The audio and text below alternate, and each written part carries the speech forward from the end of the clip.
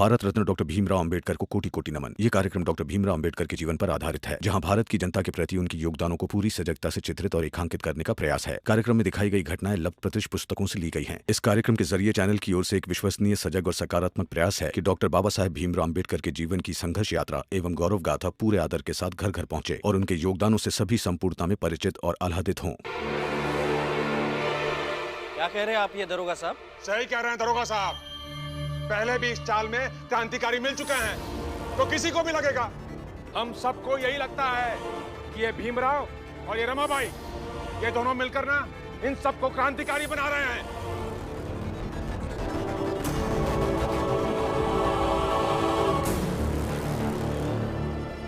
मैंने जो आपको सिखाया है वो आपको समझ में तो आया होगा। सुनिए, क्या हुआ? वहाँ भीम भाऊ के चाल में बाबा पुलिस लेके गए।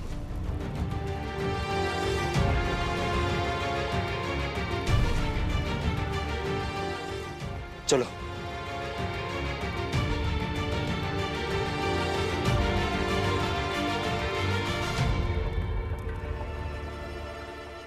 झूठ।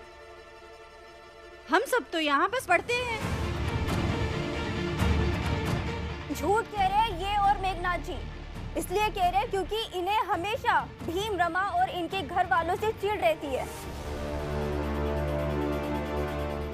और किसी ना किसी तरह बस फंसाना चाहते हैं। अरे क्या बकवास कर रहे हो तुम सब?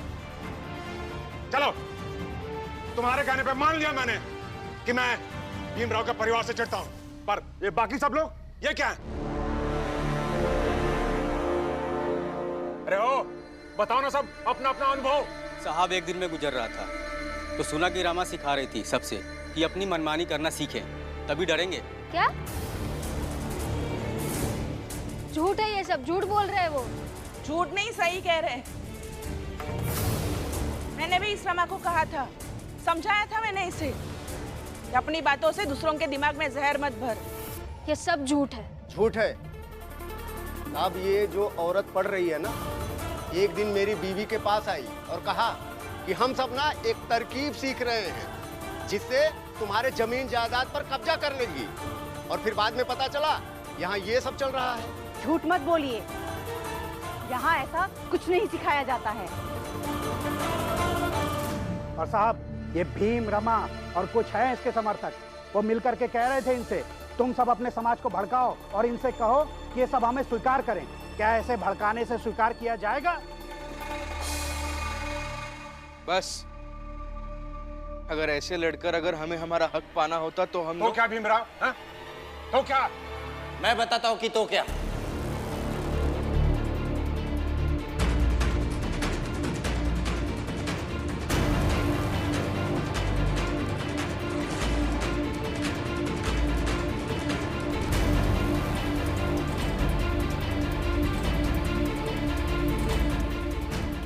यही कि अगर इन्हें लड़कर, झगड़कर, घायल करके ये सब करना होता ना, तो इनके पास लोग बहुत हैं और उतनी लाठियां कहीं ना कहीं से ले आते, लेकिन इन्हें लड़ना नहीं है। इन्हें तो बस हम सबसे स्वीकार करवाना है कि इनका भी हक बनता है, और आप सब ये मानिए। हाँ साहब, हम तो बस इन सबको पढ़ा रहे हैं। पढ़ा इसलिए रहे हैं कि आगे जाकर ये लोग किसी कागज पर अंगूठा ना लगाकर हस्ताक्षर करना सीख जाएं। भाषणबाजी नहीं, बंद करो ये सब नौटंकी। और शक की दृष्टि से अगर हमें कुछ गलत लगेगा तो हम उसे बंद कर सकते हैं, हमारा विशेषाधिकार है।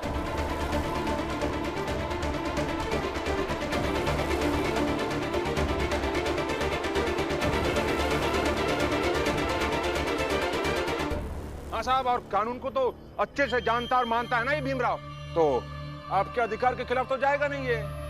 क्या भीमराव? लेकिन सिर्फ शक के आधार पर आप ये सब बंद कर देंगे? कुछ सबूत भी तो होना चाहिए। साहब, हम सब कह रहे हैं, यहाँ ना बहुत अजीब अजीब बातें होती हैं। साहब, हम बहुत तो नहीं समझ सकते, लेकिन ये सब कहते हैं कि एक दिन सब बदल जाएगा। अब क्या बदल जाएगा पता नहीं साहब। लो भीमराव, सुन लो, अपने कानों से सुन लो। मिल गया सबूत, अब क्या चाहिए? कैसी बातें कर रहे हो? झूठ मत बोलो। अरे सही बात तो कर रहे हैं दरोगा जी। दीदी है हमारी, उम्र हो गई है तो कुछ भी बोल देती है, याद नहीं रहता उनके।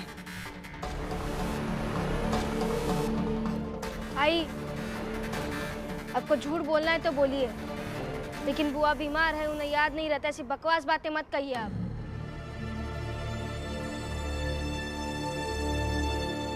बहुत हो गया ये सब नाटक, ये सब बंद होना चाहिए। आप लोग जाके उनकी सारी कॉपी किताब उठा के फेंक दो, और इनकी भी, जो मेघना जी के लड़के के साथ में आए हैं।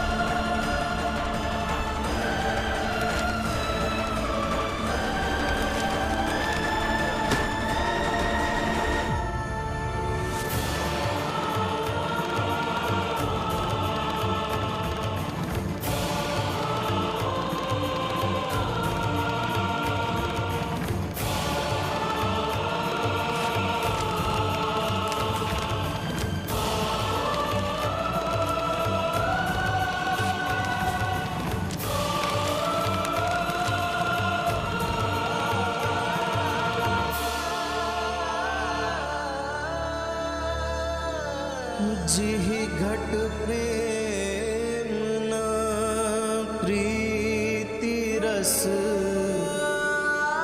पुनि रसना नहीं ना, ते नर या संसार में उपजी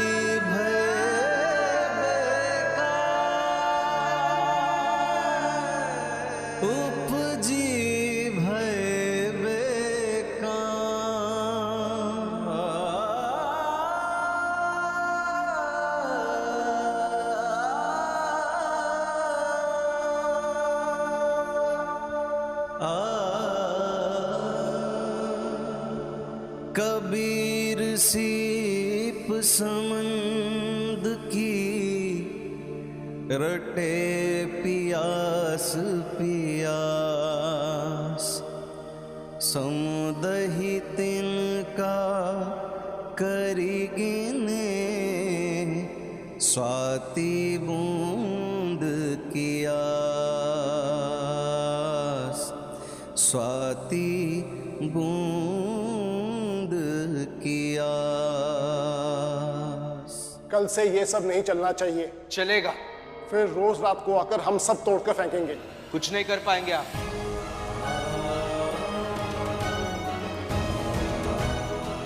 आपके प्रशासन में शिक्षा विभाग से जुड़ी बातें कौन से बड़े अधिकारी देखते हैं मैं जानता हूं। मैं उनसे जाकर मिलूंगा। ऐसे मिलोगे? बड़े अधिकारी तक पहुंचने के लिए समय लगता है। अरे साहब, आप इसकी बातों पे कहाँ ध्यान दे रहे हैं? ये ऐसे ही हवा में बड़ी बड़ी बातें करता है। कुलकर्णी साहब, कुलकर्णी साहब ही वो बड़े अधिकारी है ना, जो प्रशासन में शिक्षा विभाग की सारी बातें देखते हैं, जिनका ऑफिस माटुंगा स्टेशन के यहाँ है, जो सुबह जल्दी ऑफिस नहीं आते, 11 बजे आते हैं और 1 बजे घर वापस चले जाते हैं, है ना?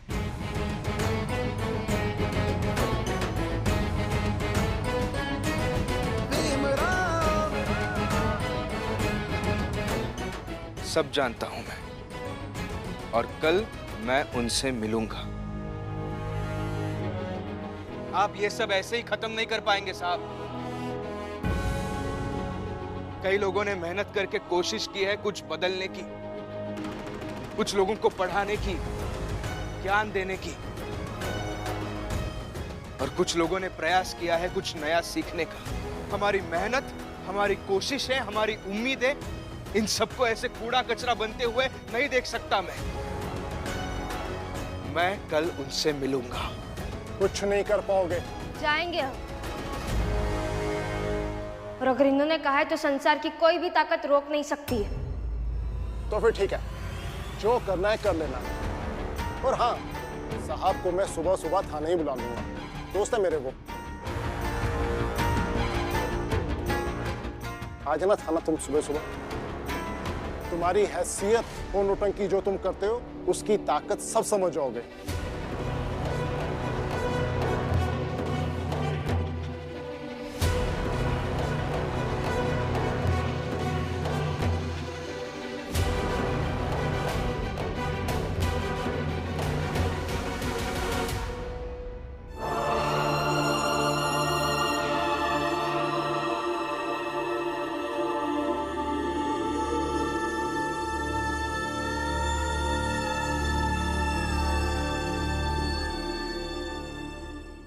लो, हो गया, कहानी खत्म। जाओ जिसने जहाँ जाना है अब। और हाँ, कल से यहाँ कोई पढ़ने नहीं आएगा। पढ़ाई अब खत्म, समझे? पढ़ाई होगी, कल से ही वापस पढ़ाई शुरू होगी। कल पुलिस थाने चलते हैं और देखते हैं कि कौन रोकता है हमें। हाँ तो जब होगी तब देख लेंगे, मगर अभी के लिए तो पढ़ाई लिखाई के झमेले से छुटकारा मिल गया ना। आई, पढ़ाई झमेला नहीं है, इसलिए ढंग से बोलिए, नहीं तो अच्छा नहीं होगा। अरे झमेला ही है, और एक बार नहीं 1000 बार बोलूंगी, झमेला झमेला झमेला।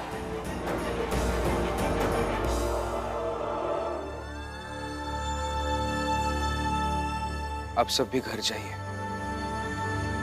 कल सुबह पुलिस थाने के पास मिलते हैं।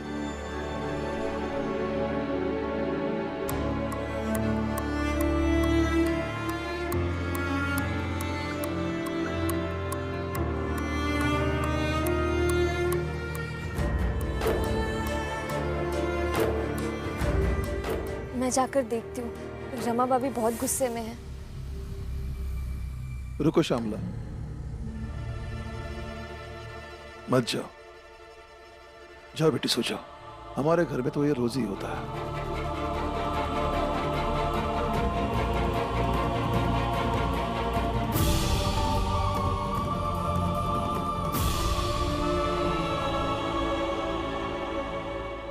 मैंने कहा ना, पढ़ाई झमेला नहीं है, उसे झमेला मत कहिए।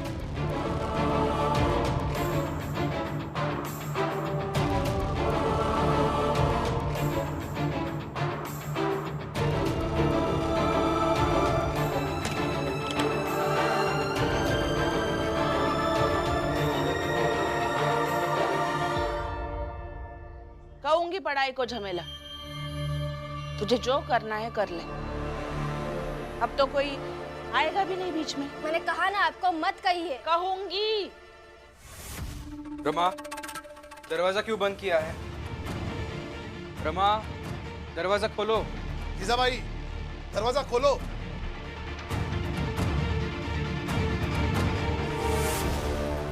ये जीजा भाई ना कभी नहीं सुधरेगी।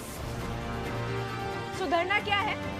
और रमा को बिल्कुल समझ नहीं आता कि कैसे अपनी सास से बात करनी चाहिए। रमा को अच्छे से आता है बात करना, तुम्हारे आई को नहीं आता है।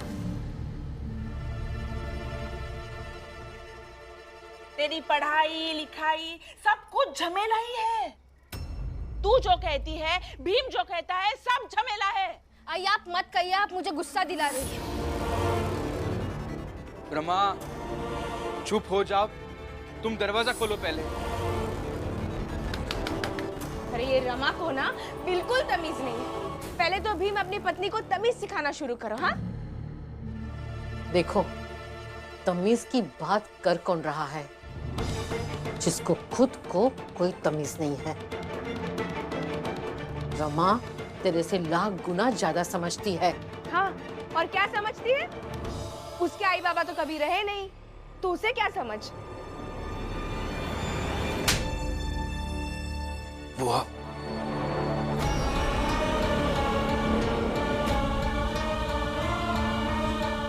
तेरे तो रहे ना, तो तू कौन सा समझती है?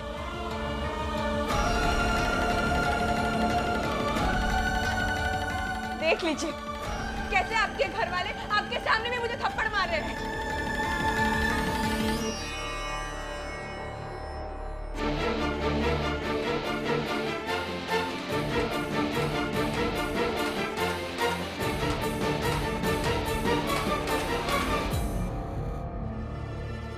ऐसा है कि तेरी और भीम की सारी बातें झमेलाई है। बद्दुआ देती हूँ मैं, तुम दोनों की जिंदगी भी झमेला जैसी हो जाएगी, जो ना कोई सुनना पसंद करे और ना ही कोई समझना। बस कर्कश झमेला, झमेला झमेला झमेला। मत कहिए, मत कहिए। रमा खोलो अभी दरवाजा। जीजाबाई,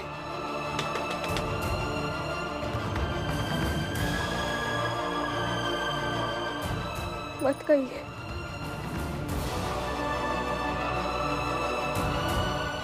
कहना है और कुछ, देना है और जवाब नहीं ना? जाऊं मैं बाहर?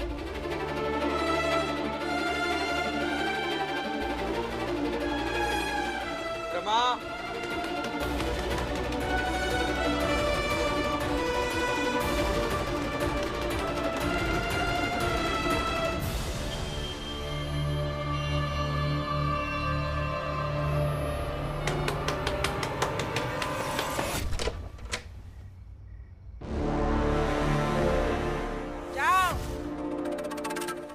समझाओ अपनी बीवी को।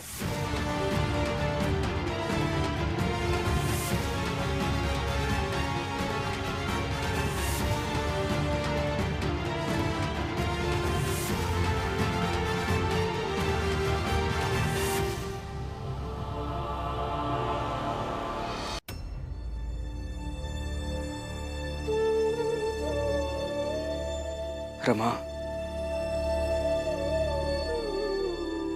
क्यों गुस्सा होती हो इतना? क्यों? इतने साल रही ना सबके साथ, अब नहीं रहा जाएगा मुझसे आई के साथ, नहीं तो मैं मर जाऊंगी। चुप हो जा रमा, चुप हो जा।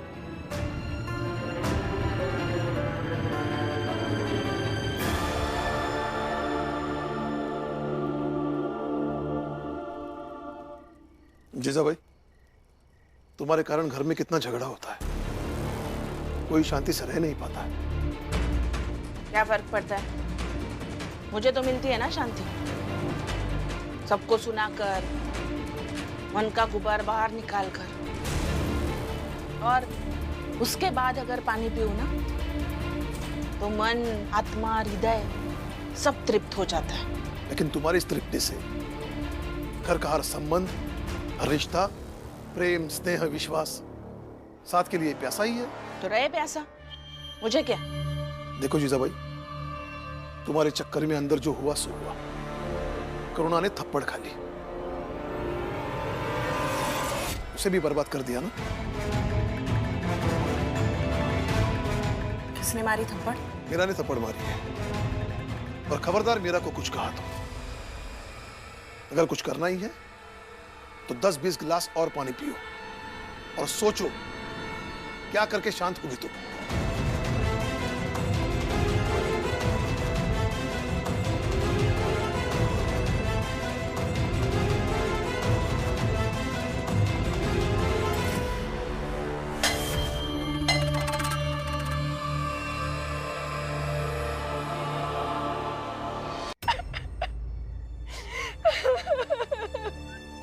करुणा, करुणा चुप हो जाओ। क्या चुप हो जाओ? आप कुछ करते ही नहीं है। अरे आप बड़े भाई हैं। अगर इस घर में आप अपनी पर आ गए ना, तो किसी की हैसियत नहीं घर में चू करने की भी। लेकिन आपके लिए तो बाबा और बुआ ही सब है। ऐसा बिल्कुल नहीं है करुणा। और मैं क्या करूं? तुम ही हर बात पर जाकर उनसे उलझ जाती हो। अरे भीम रमा को जो करना है वो करने दो ना।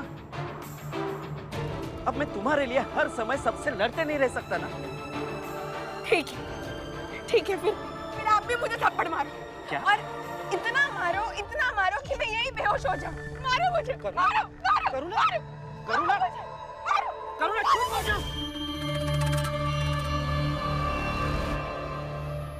मैं तुम्हारे थप्पड़ का बदला लूंगा और पूरे घर से लूंगा।